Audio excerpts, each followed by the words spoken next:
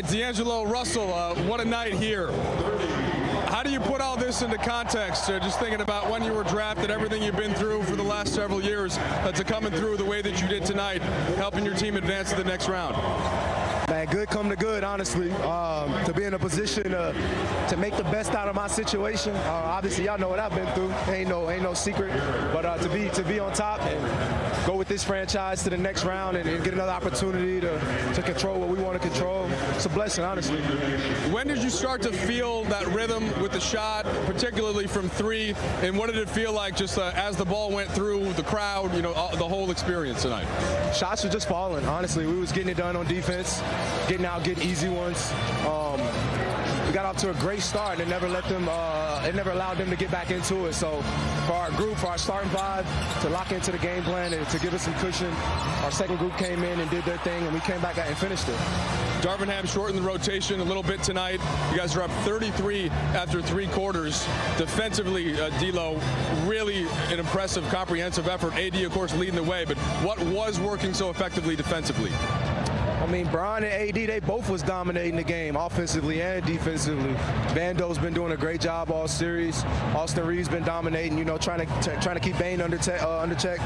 Just for our group, I think it was a collective group thing. No one guy, did that. Our group did it, and this was the result. Team was, in terms of wins and losses, not in good shape at the trade deadline. You come here and, along with the other guys acquired, add quite a boost, D'Lo. Now, you beat the number 2 seed. You're going to face the winner of Sacramento and Golden State. They play on Sunday. What are you going to be thinking about for the next round now as you guys get a couple days to rest and observe that game? Like you said, we don't know who we play yet. Let this marinate for a sec. I'm going to get some Cocoa 5 in my system, and we'll go from there. All right, you got the plug in. I appreciate it, man. Appreciate y'all. Thank you. D'Angelo Russell, one of the... AD, just a dominant performance and a closeout win, which you got to soak in that entire fourth quarter. How do you just describe how you guys came out and performed throughout this one? We know closeout games are the toughest. This is a tough team right there. All 8 guys, playmakers, elite scorers, and we let one go in Memphis. Came out kind of flat. Obviously, they're at home playing with a sense of desperation, and we're at home. We came out with that energy. Our crowd was into it. But we came out with a sense of urgency that we're not going to let them guys come in here and force the game 7. And it's a long flight, so we didn't want to take that flight again. But, we just came out with that mindset of ending it today. And your defensive presence was a big reason why. You had 26 blocks in this series. That's the most blocks in a series by a Lakers player since Shaq. How do you describe just your defensive mentality and how you were able to change this series? Just competing. I just try to compete, protect my guys. I know that they like to pressure up on the ball. You got a guy who can drive to the basket anytime you want, and Jaren Jackson in the post. Baines get to the basket. And I just want to protect them, protect the rim and alter shots. And I was able to block some and get our energy going on the defensive end. AD, after starting off the season 2-10, 13th place at the All-Star break, to now getting your first playoff series win in front of these Lakers fans. I know you guys haven't gotten this far just to come this far, but what does this win mean to you? It means a lot. Like you said, the way we started, 2-10, and then we were able to move up a little bit in the playoffs, get a trade, and then kind of just go uphill from there. But it doesn't stop here. We're not satisfied. We're happy that we're able to get to the second round, but we're not satisfied. We got a lot of work to do. Defensive rebound and transition, especially with the 2 teams that we could possibly play. They like to get out in transition and they can shoot the 3 ball really well. So we got a lot of work to do, but we're going to enjoy this one tonight and get ready for see who we play on Sunday. So get a couple days to enjoy, let our body ready. It was a physical series. But it was fun. It was fun to compete against those guys. Enjoy resting and sitting on the couch watching that game on Sunday. Congrats on the win. Mark. Thanks, baby.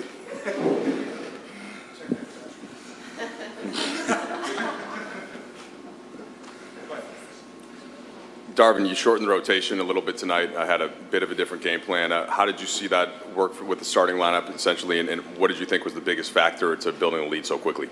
I just think our attention to detail in terms of transition defense, I can't remember who it was asked me before the game, is one thing that we need to really lock in on was our transition defense. We met as a staff yesterday, and that was the biggest thing that stood out. And then also, like, just even before that, just coming with the energy, the effort, the urgency. Every possession, we played on our toes, not on our heels. We were great in transition, great on the ball and pick and roll. We wanted to make an adjustment to keep Desmond Bane out of it, continue to push Morant to his right hand, and blitzing Bane. They have some high IQ basketball players over there, so guys have to be aware. They have to be early in their spots early, ready to rotate, ready to cover for one another, and we were able to do that. Our defense fueled everything else. It was a huge defensive night for us, especially in the first half. And coming out having a really good third quarter also helped. Found something, kind of milked it, our angle pick and roll. D'Lo was phenomenal. Brian, A basically dominated the game defensively with his block shots, rebounds, and then our pace. We played with great pace offensively. So it was a great team win, and we're thankful, going from starting 0-5, 2-10, everything we went through, all the ups and downs. I just knew it. We just stayed at it. My staff, I can't thank them enough. Just the energy they brought every day. And getting to this point, obviously, Rob, the different moves we made at the deadline, really trying to fortify our team and balance it out, I think it was huge. And the guys, they enjoy playing with one another. They really support one another. The energy in the building, the energy in the locker room is phenomenal. It was just great, but, salute to the Memphis Grizzlies. They're not going anywhere. They're going to be around for years to come.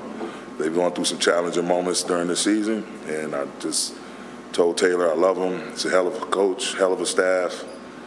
And he's managed. He's been the leader that they need, and they'll heal up and get healthier this summer and probably make some moves, but they'll be at the top of the food chain for years to come. Just big picture. You hear the respect that Darvin Ham has for Taylor Jenkins. Here now his thoughts as the season comes to an end with a thud. Congrats to the Lakers. They played a heck of a series. They did a lot of great things offensively and defensively, and we're going to learn from this and get better. They absolutely are going to make us better from this. Obviously, a very disappointing ending. We had plenty of chances, didn't make enough plays, but credit the Lakers. They did a phenomenal job, and, shout out to Darvin Ham and that staff. The coaching staff, they've done an unbelievable job throughout the season. They had a great game plan defensively, great game plan offensively, the chess matches from game to game and stuff. He's done a phenomenal job. So, congrats to the Lakers. But for us, missed opportunities is the biggest thing to me. I mean, we didn't play our best basketball at all, in my opinion, in these 6 games. Obviously we got 2 wins in it. In the series, but we were far from where we needed to play. Discipline, execution defensively, the urgency, and then just production on offense. 15 block shots tonight. Our willingness to move the ball. And then when we're open and not making. What was it like to feel the energy of the crowd, to watch LeBron doing what he was doing, AD what he was doing, D'Lo, and then to win this series against that team? It's amazing, to say the least. We wish we could have got it done, in 5 at third place. But, to do it here in front of our fans is a lot of fun. And for them, the 3 that you named, the performances that they had tonight, both ends of the floor, I thought AD was way more effective than even what the stat sheet shows. Just back line of defense, making it tough for them to get anything in the paint. Anytime you have Ja go 3 for 16, Bane go 5 for 16, you have a really good opportunity to, win those games by big. And like I said, it was great to do it here. Jovan? Austin, can you take us through the moment of you with the Euro step into the reverse, and then you and LeBron kind of doing the little Euro dance in the lane? Yeah, this game is a lot of emotion and instincts, and you have fun with the game when the game provides you to have fun. I told him on the sideline, thank you for coming over and not leaving me on an island by myself doing it. When he come over, I was like, oh, okay, I got another one with me, so let's do it again. But it was a lot of fun.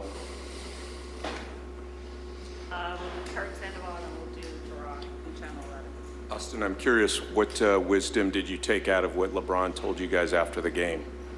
Tonight? Yeah. You know, it's always good to, you know, win the series, but, you know, the job's not finished. You know, we have another series coming up, either SAC or the Warriors, and, you know, we'll enjoy this one tonight. And then tomorrow, next days, when we figure out who we play, we'll lock in on whoever that is and go compete to win another series.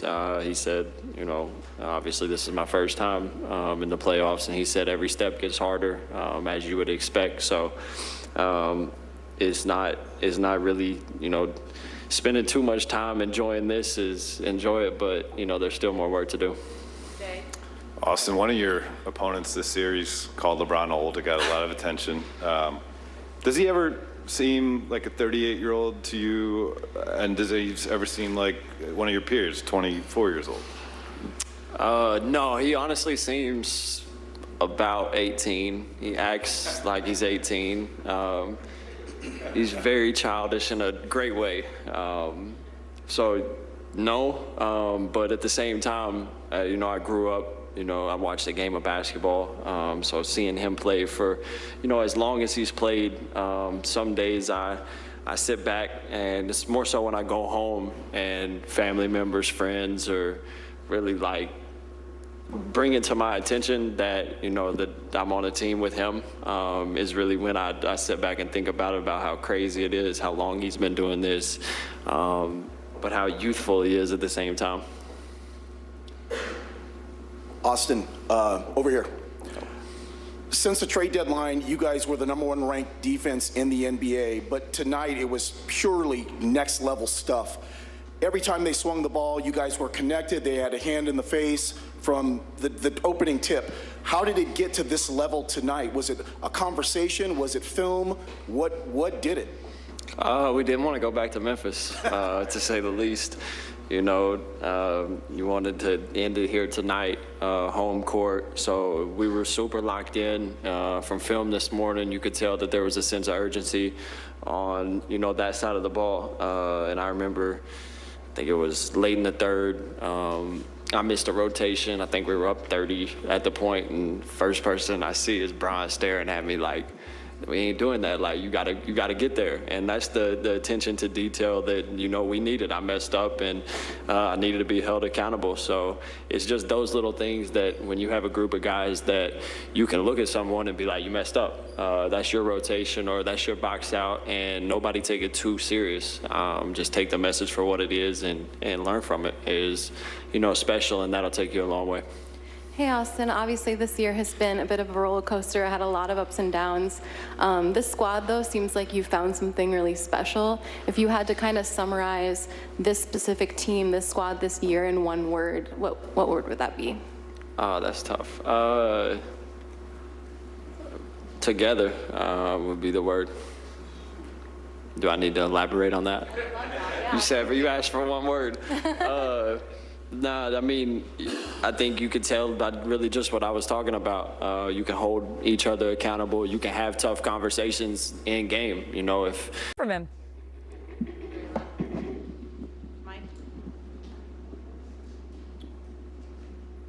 LeBron, the only player that's played this much in year 20 in the playoffs is Kareem.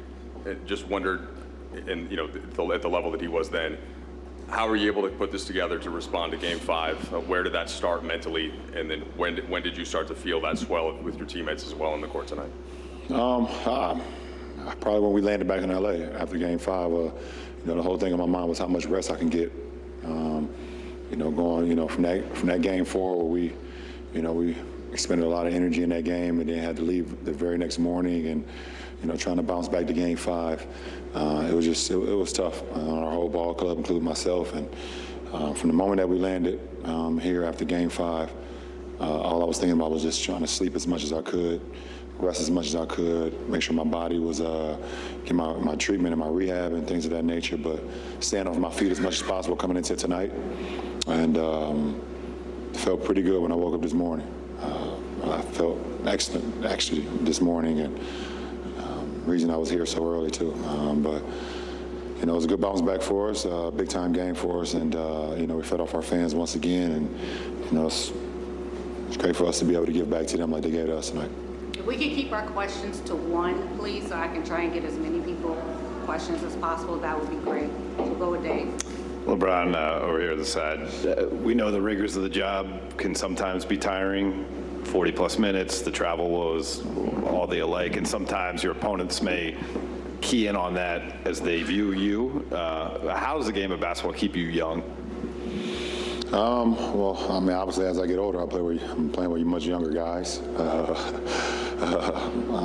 I think my boys keep me young, meaning my sons, they keep me young. So, I mean, usually before games, I watch a lot of film on the opponent.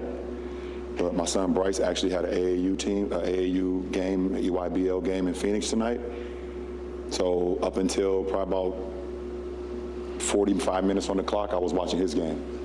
And watching him going out there and performing and seeing him play, that kind of inspired me as well, and kept me young tonight.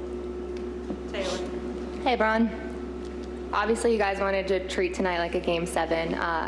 In what specific ways did you do that, and how did you instill that mentality down through the team? No, it was definitely a Game 7 mentality for us. We understood that we had an opportunity to play in front of our fans, and we wanted to try to end it tonight. We came out with a disposition, with a next play mentality, and even when we made mistakes, we brushed it off right away and moved on to the next play. So I just think from the start of the game, we was just locked in on our game plan, and all the way till the final seconds of the game. Dan. LeBron, when you signed with this team in 2018, you talked about moments and stuff like that, and the opportunity to have these special moments here, but all sorts of circumstances kept a lot of those from happening: injuries, COVID, no crowds, etc. Was there any moment tonight that stood out to you as like, this is why you wanted to be a Laker?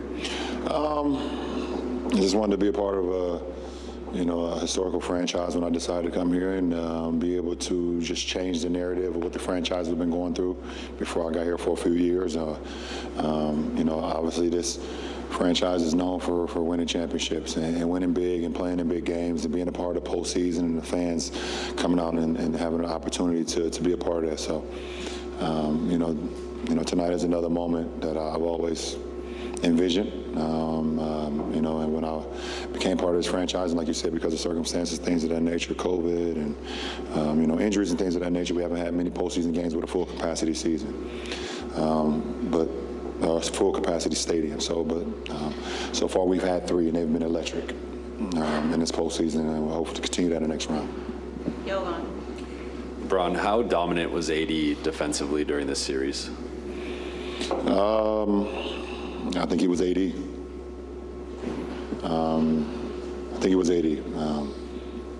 I think we all know, the world knows, the basketball guys know, the competition know that how dominant AD is defensively. He was AD. He was spectacular. BT. LeBron, Darvin said that you shared some things with the guys after the game was over about the next level. What did you say to them, and why was it important for you to share that with that team? Because we got a young ball club with not much experience.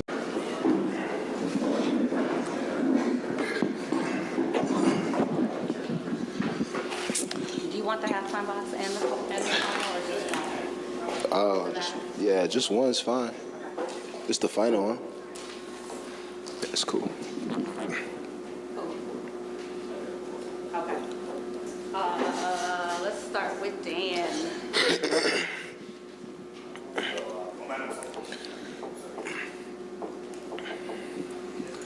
Momentum's a funny thing.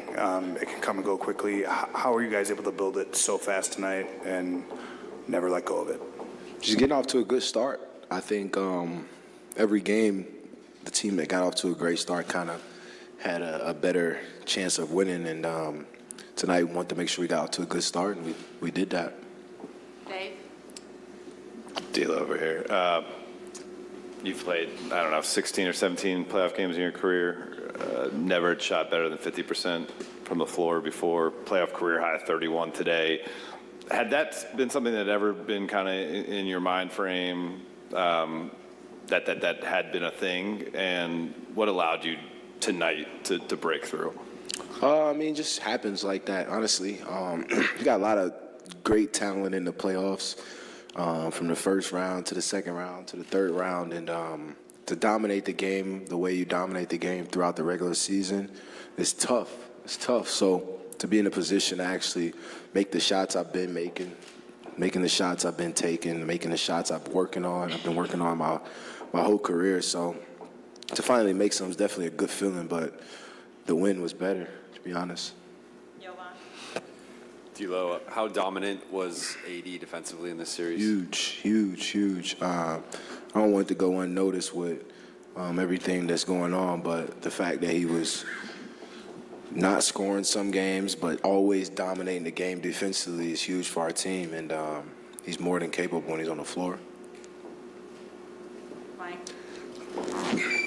D'Angelo, just wonder what the evolution has been since you got here at the deadline, and kind of how the confidence of this team has evolved, and if it makes a difference to kind of actually win a playoff series now and reinforce some of what you guys had seen really from the start of how you started playing together.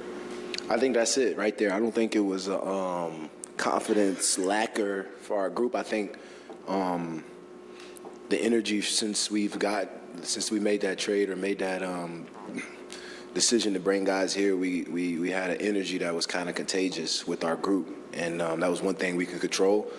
And we always came with that energy every day on the plane, on the bus. We always wanted to make sure we were still us, and we brought our us to this team, you know, and it trickled down, and it was contagious. And guys, from the younger guys, kind of fell into line, and it allowed everybody to want to see the next guy do better, play for the next guy. One guy falls, the whole team's there. And that's the little thing you don't see, but for a team to be lacking that, you won't notice it. But for a team to have that, you'll recognize it. So I just think that's what the team was lacking, and we brought that. Mark? D'Angelo, it looks like that anytime you make a big shot or big play, you're really embracing the crowd support. What did those moments mean to you tonight, especially in the context of what this game meant? Definitely a big game, so anytime you can make big shots in a big game, it's going to be a good feeling.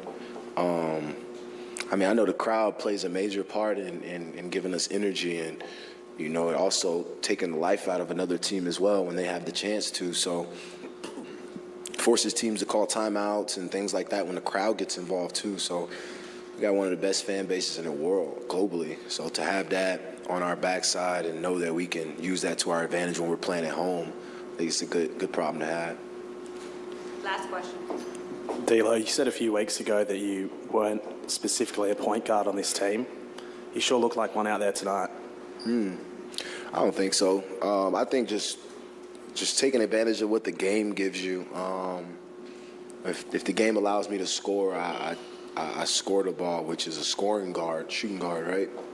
If the game allows me to pass and I have 10 assists, then I think that's when I'm considered a point guard that game. But being able to dominate the game on however they're guarding me forces me to be a basketball player. So sometimes they trap me, sometimes they don't guard me as heavy.